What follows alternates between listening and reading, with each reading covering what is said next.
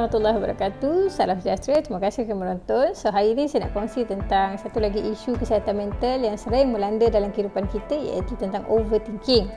Okey, apa tu overthinking? So, basically overthinking ni ialah apabila kita berfikir tentang sesuatu perkara secara berlebih-lebihan dan ianya menjadi pengganggu ataupun kita kata mengganggu kehidupan kita dari sudut kesihatan mental kita, menyebabkan berlaku tekanan, rasa was-was, rasa nervous yang melampau, dan akhirnya kita tak dapat nak tumpukan perhatian pada perkara-perkara penting yang kita perlu lakukan. Okey, so bagaimana kita nak melihat overthinking ni dari sudut positif dan dari sudut negatif, dan bagaimana kita dapat menguruskannya dengan baik supaya overthinking jadi kebaikan dan tidak mendatangkan kesan negatif pada diri kita. So, perkara pertama yang saya nak kongsi ialah kita lihat dulu apakah sebenarnya kelebihan overthinking ni. Okey, so tadi saya dah cakap overthinking ni adalah satu situasi di mana kita berfikir secara berlebih-lebih, terlalu mendalam, too details lah. So, sehingga itu yang menyebabkan kita kadang-kadang ada rasa takut, rasa cemas yang melampau. Okey, so tak apa, kita tinggalkan dulu yang itu, kita tengok kelebihan overthinking. So firstly, katakan saya bagi satu contoh, seorang pelajar yang nak masuk ke dewan peperiksaan, katakanlah final exam ataupun mungkin kalau pelajar sekolah SPM, STPM. okey. So macam mana overthinking ni boleh beri kebaikan pada kita ialah apabila kita manfaatkan dengan cara kita membuat persiapan yang rapi. Bila kita overthinking, kata tadi nak masuk exam, so kita risau kalau nanti datang lambat. So kita dah boleh buat persiapan ataupun kita kata kita buat homework dari rumah kita nak ke lokasi peperiksaan, berapa jauh, berapa lama, waktu pukul berapa kita nak pergi, so jam ke tidak.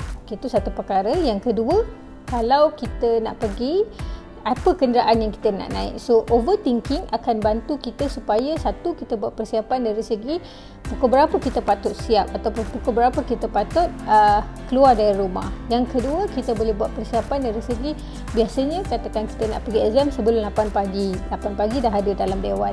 So pukul berapa kita patut sampai, apa kenderaan yang kita nak naik, dan juga berapa lama tempoh, ada tak risiko jam contohnya. So bila kita ada overthinking, kita akan buat persiapan seperti ini, homework seperti ini, dan ianya membantu kita untuk mengurus diri dengan lebih baik. Itu yang pertama, kebaikan overthinking. Yang kedua ialah bila kita katakan tadi kita overthinking, dari sudut persiapan kita dah buat, yang kedua dia akan membantu kita untuk sentiasa berwaspada terhadap apa juga yang kita dah rancang tadi kan. Okey, so bila kita kata berwaspada, dia berkait rapat dengan perancangan. Bermaksud bila kita risau, takut kalau kita terlewat contohnya atau faktor masa, so kita akan buat perancangan yang baik. Tadi kita dah bincang tentang tempoh perjalanan, kenderaan apa dan sebagainya kan. So bila itu berlaku, kita akan lebih berhati-hati. So kita ada backup plan. Contoh, kalau kita tak ada, katakan kenderaan kita rosak pada hari itu, katakanlah kan, anything can happen dalam hidup kita. So kita mungkin akan backup. So, kita dah remind dah kawan kita, cakap okey, hari esok ke lusa, hari yang kita nak exam tu nanti, so kalau pukul 8 pagi, so by 7, so standby. Kalau in case saya perlukan bantuan, saya akan contact. So kawan pun dah standby. So itu bagus sebab kita ada backup plan. Okey, apa lagi kebaikan overthinking ialah supaya kita sentiasa berhati-hati, berwaspada yang saya sebut tadi. Berhati-hati dari sudut kita tahu okey, this is the risiko yang kita akan hadapi kalau benda-benda berlaku. So kita dah ada apa perancangan seterusnya. So itu akan membantu kita untuk melalui kehidupan dengan lebih baik. Okey, bagaimana pula overthinking boleh memberi keburukan ataupun menjadi satu kesan negatif pada diri kita ialah apabila kita terlalu berfikir sampai kita tak boleh buat apa-apa yang lain. Kita cemas secara melampau sehingga menyebabkan kita tak boleh nak bertindak dan tak boleh nak berfikir secara rasional. So itu salah satu keburukan overthinking. Sebab itu ada orang sebut overthinking always the biggest issue to be unhappiness. So overthinking akan menyebabkan kehidupan kita tidak lagi seronok. Betul. Sebab kadang-kadang bila kita overthinking tentang sesuatu perkara, menyebabkan kita tak enjoy hidup kita. Orang nak exam 3 hari lagi, member ajak pergi makan pun kita dah tak nak, kawan kita ajak pergi makan pun kita dah tak nak, kita takut.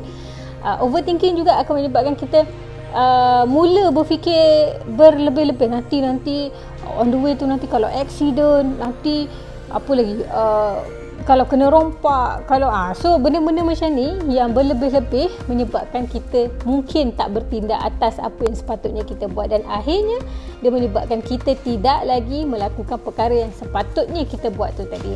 Kan, nak pergi exam, kita takut itu, takut ini, takut nanti soalan bocor, nanti pengawas macam, dan akhirnya 3 hari sebelum peperiksaan yang sepatutnya kita boleh spend masa untuk mungkin study for the last time, tengok-tengok nota simple kan, akhirnya kita tak dapat buat apa-apa sebab overthinking.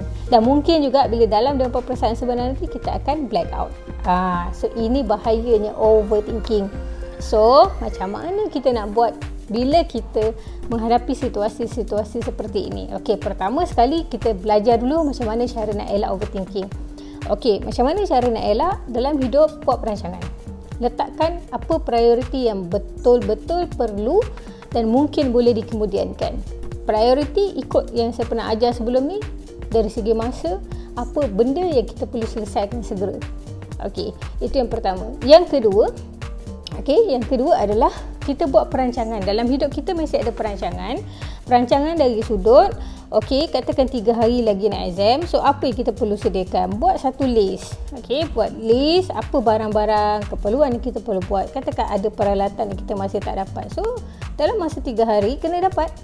Okey, jangan pula hari ini nak pergi exam, hari ni boleh cari. So possibility untuk mendapat risiko tak jumpa barang kita cari tu tinggi. So saya cadangkan kalau nak cari barang 3 hari sebelum tu is the best time, sebab kita ada sikit lagi masa in case kalau barang kita nak cari tu tak ada. Okey, so perancangan. Okey, itu yang pertama. Yang kedua ialah kita boleh apa orang kata, bila kita nak menghadapi ataupun nak lakukan sesuatu, kita buat persediaan dengan cara buat homework. Buat homework sama ada kita cari maklumat sendiri ataupun kita tanya dengan orang.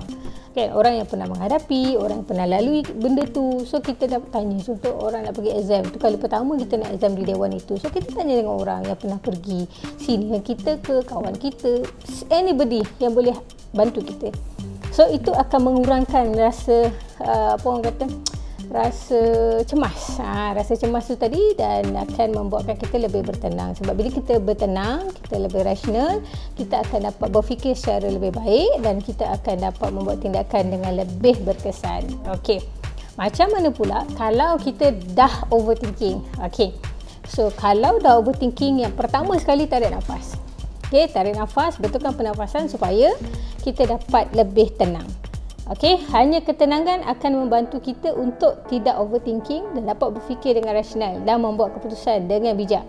So, tarik nafas, dan kemudian cara yang kedua adalah kita listkan. Okey, listkan senarai perkara yang mengganggu fikiran kita tu tadi.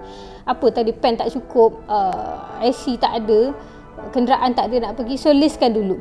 Daripada list tu nanti kita buat pula second list. Dari segi kita sort out apa yang sebenarnya perlu diberi perhatian dan apa sebenarnya yang boleh kita kemudiankan atau mungkin juga kita boleh buang saja.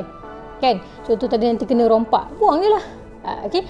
So benda-benda yang itu akan membantu kita untuk berfikir dengan lebih tenang. Sebab kita nampak, sebenarnya tak banyak perkara yang perlu kita beri perhatian, dan mungkin dengan masa yang ada kita dapat spend untuk study dengan lebih baik.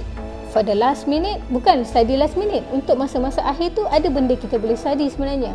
So apa yang kita boleh study, kita boleh manfaatkan kan bila kita dah lebih bertenang. Dan mungkin persediaan keperluan yang kita nak buat tu tadi dapat disediakan dengan sesempurna yang mungkin. Okey. So yang seterusnya, kalau katakan kita dah overthinking, tak boleh dah nak tarik nafas, tak boleh dah nak tanya dengan orang, orang kata tak boleh dah nak buat senarai yang saya cadangkan tu tadi. So bercakap dengan orang lain yang bertenang, yang tenang dan rasional.